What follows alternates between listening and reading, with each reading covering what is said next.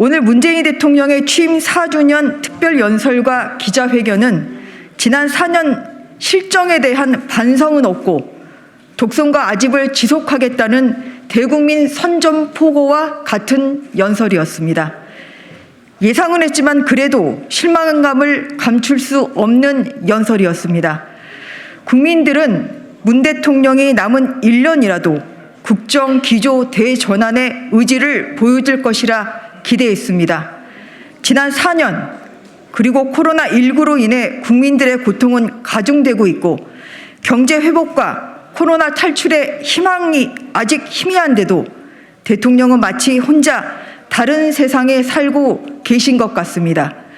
발빠른 백신 확보를 통해 백신 접종률을 높인 다른 나라들은 코로나 이전의 마스크 없는 일상을 회복해 가고 있습니다.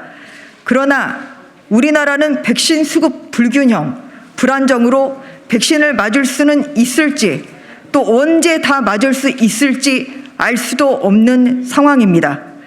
대통령은 여전히 K방역의 우수성을 강조하며 11월 집단 면역 목표를 당초 계획보다 앞당길 것이라고 공언했습니다.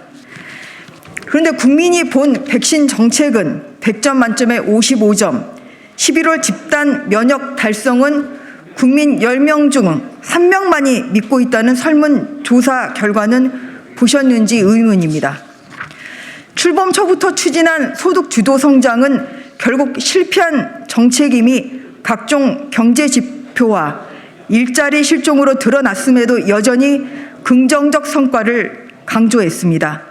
소득 주도 성장 실패와 코로나19로 고통이 가중된 많은 자영업자들이 폐업을 하고 그나마 있던 단기 알바 일자리마저 사라졌는데도 도대체 무엇이 좋아졌다는 것인지 묻지 않을 수 없습니다. 부동산 정책은 또 어떻습니까? 실수요자들이 내 집 마련의 꿈을 포기해버린 상황을 인정하고 집값 폭등을 견인한 25번의 부동산 정책 실패에 대해 이제라도 사과해야 하는 것 아닙니까? 지금이라도 잘못된 부동산 정책을 바로잡겠다는 의지나 결단이 전혀 보이지 않는 점은 참으로 실망스럽습니다. 지금 우리에게 가장 필요한 민생 정책은 백신, 일자리, 그리고 부동산 대책입니다. 오늘 연설은 대통령의 인식부터 국민이 체감하는 수준과 다르다면 국정 기조의 변화를 기대할 수 없다는 것을 다시 한번 확인시켜 주었습니다. 질의응답 과정에서 나온 부적격 장관 3명에 대한 대통령의 발언과 인식은 기자회견을 지켜보는 국민들의 눈과 귀를 의심하게 했습니다. 장관 후보자들 모두 능력 있고 발탁 이유가 있다는 것인데 결국 국회 인사청문회 결과나 야당 의견과는 관계없이 임명을 강행하겠다는 의지의 표현이나 다름없습니다. 지난 사전의 정책 실패에 대한 반성은 없고 독선과 아집을 지속하겠다는 의지를 보이며 특히 인사 문제에 있어 공직자 도덕성의 치명적 흠결에 대해서는 눈 감는 문 대통령에게 남은 임기 1년의 변화를 기대하는 것은 불가능하다는 것을 다시 한번 확인했습니다.